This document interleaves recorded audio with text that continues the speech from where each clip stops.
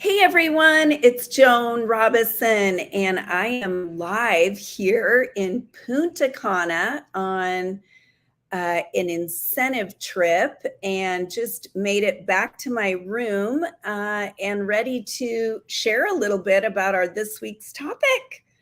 And before I get into talking about equipping and empowering your team members, I would love to take a moment. If you have not joined Flip the Switch, so Flip the Switch community, you'll see that in the comments, we'll go ahead and post the link so that you can see where to join. And then it's also moving across the bottom here, so you can grab that group link as well.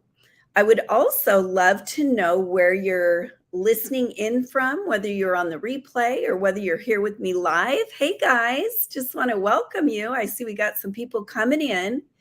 And where are you from? Gosh, let me know where you're listening from, and then we'll get started. I have to tell you, traveling here to Punta Cana was challenging and a little interesting.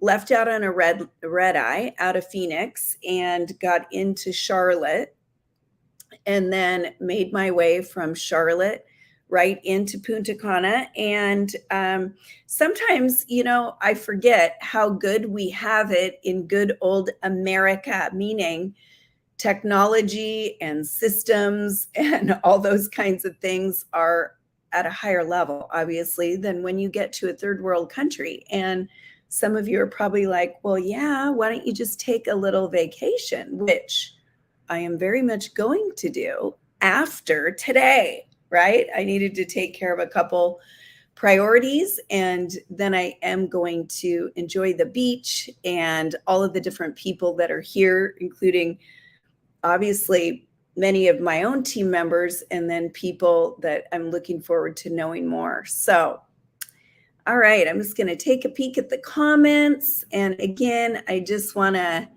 welcome you. So yeah, keep going in the comments. Keep letting me know where you're from or where you're listening in from. So today we're going to talk about equipping and empowering your team members. What we want to think about is our end result always is to develop leaders. Well, why do we want to develop leaders? And in fact, that's a good question that I could ask all of you.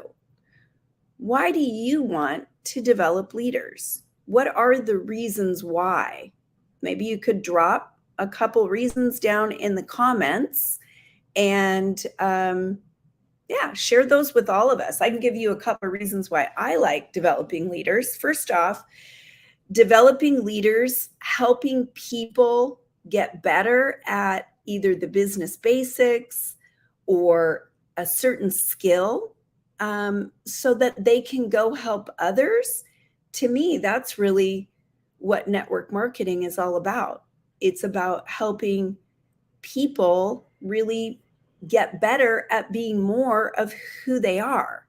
And when we can help them develop their skills of whatever their business is, while in turn helping them develop themselves, this is truly how we grow leaders. And why do I want to do it? Because leaders within your team also help you leverage and maximize your own time.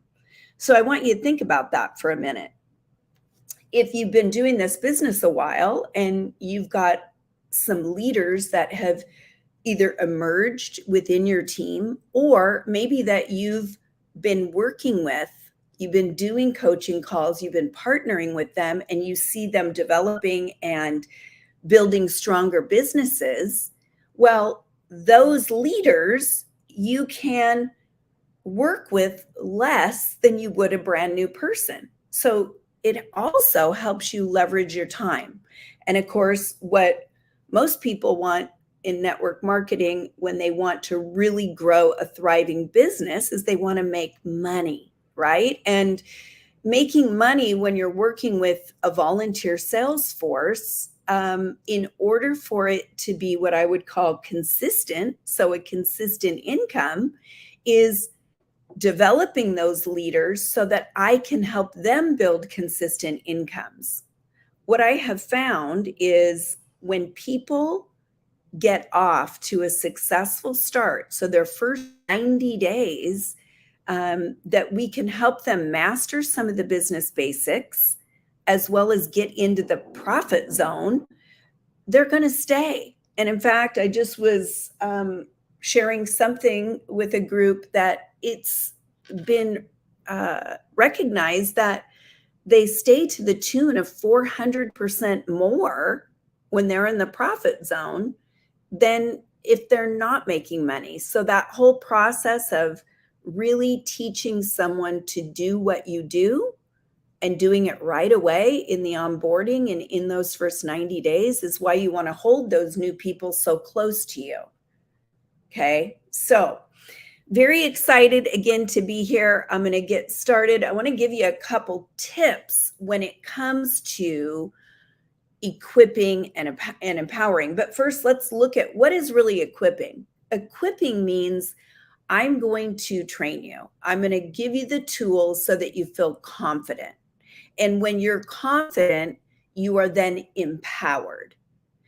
Now, there's the other E that a lot of people don't talk a ton about, but I think this is definitely the time and it warrants it, is the old enabling, right? And when we're enabling people, what happens is we might think as a leader or as a beginning leader that we're doing them a favor, right? They need us. Now I'm doing them a favor by, let's say, giving them all the resources or giving them all the answers, when in fact, that is not the case. You're actually weakening them, creating more work for you.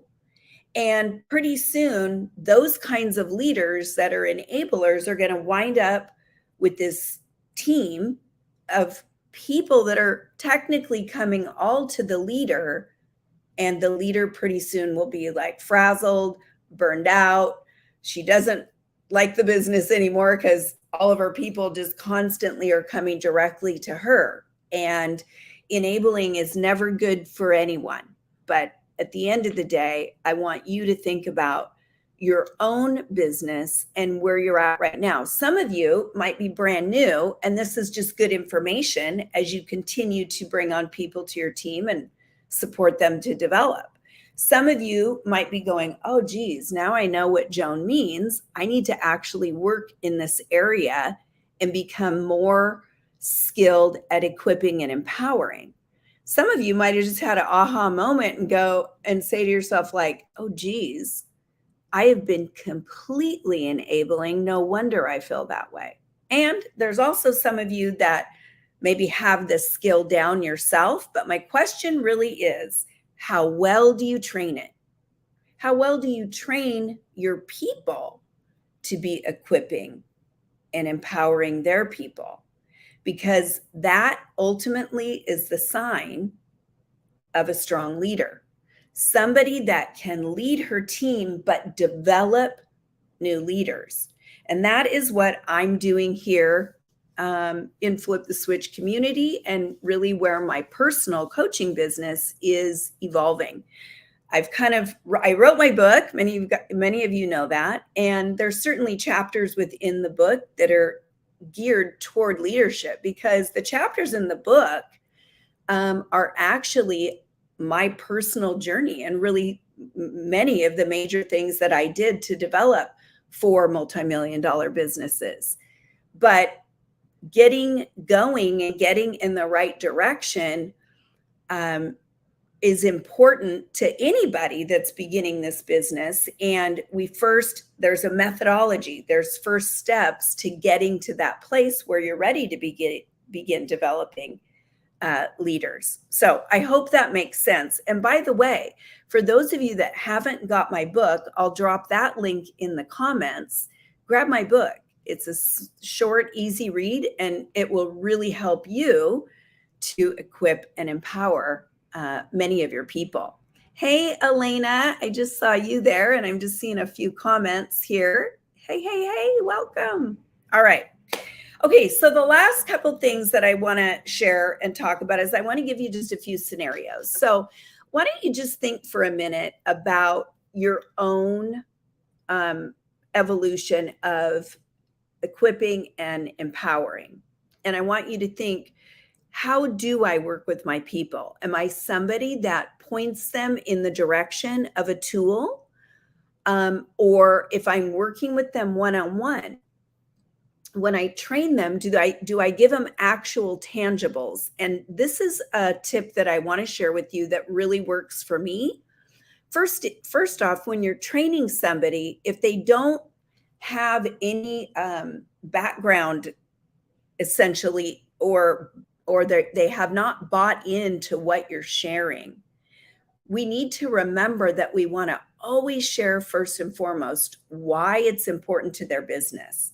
So I might say something like, gosh, I know you know how to do this sales skill, but let me share with you how to train your team in an efficient way to learn this sales skill. I want to share with you why this is important to your business, Susie Q. And then I want to show you how to do it. So that would be a way that you can get your people to buy in to the skill you're trying to teach them or that you're teaching them. And then always have to show people how to do it. I know sometimes I listen to some amazing content, but I often wonder, okay, it sounds really good, but I'm not sure how to do that. Or they didn't give me a step-by-step. Step 1, do this. Step 2, do this. And then I might say in my mind, I'm also not sure, why this is important. So if I don't have buy-in, then maybe I don't do it. So think of your team members in that same capacity. If they don't have buy-in and they don't know how to do it, likely they won't do it. And then it causes my information to be ineffective. All right, so pretty much for more information on equipping and empowering, grab my book. It's the very last chapter in Flip the Switch. And next week, what we're going to be talking about is your rank does not determine the level of your leadership ability. I'll say that one more time.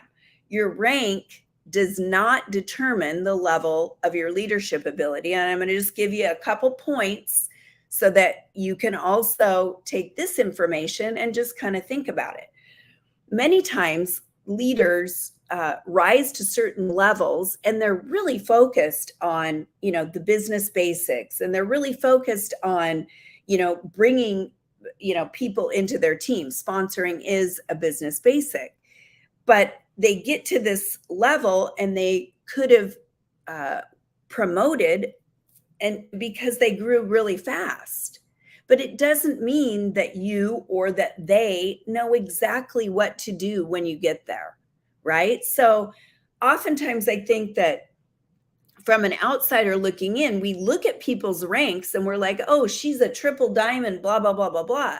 But that doesn't mean that the triple diamond person knows everything there is to know about being a leader. I mean, I think the majority of really strong leaders would agree that we're all still learning every day anyway.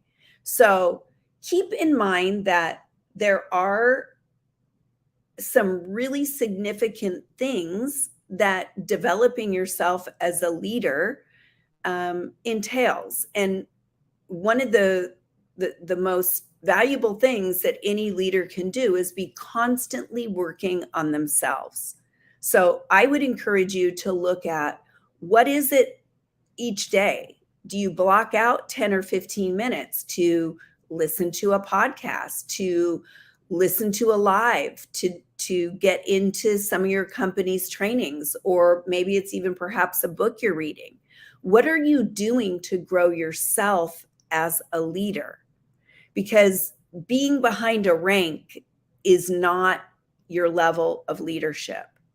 So I say that with respect also, because I'm not trying to, make anybody feel bad, but I think the real understanding is knowing that leaders, no matter what rank you are in a company, are still developing themselves. And everybody grows in personal development at the pace that they choose, which is exactly why it's called personal development, right? So, all right, everyone. So next week, I will be back in the States, and I will be looking forward to speaking more on being a leader, or rather, your rank doesn't mean you're a leader. So we'll be talking more about that, and I'll be looking at some specific areas. Until then, I want to wish you an incredible rest of your week. And I also want to thank you for popping on again. Join my Flip the Switch community. This is for leaders of all levels.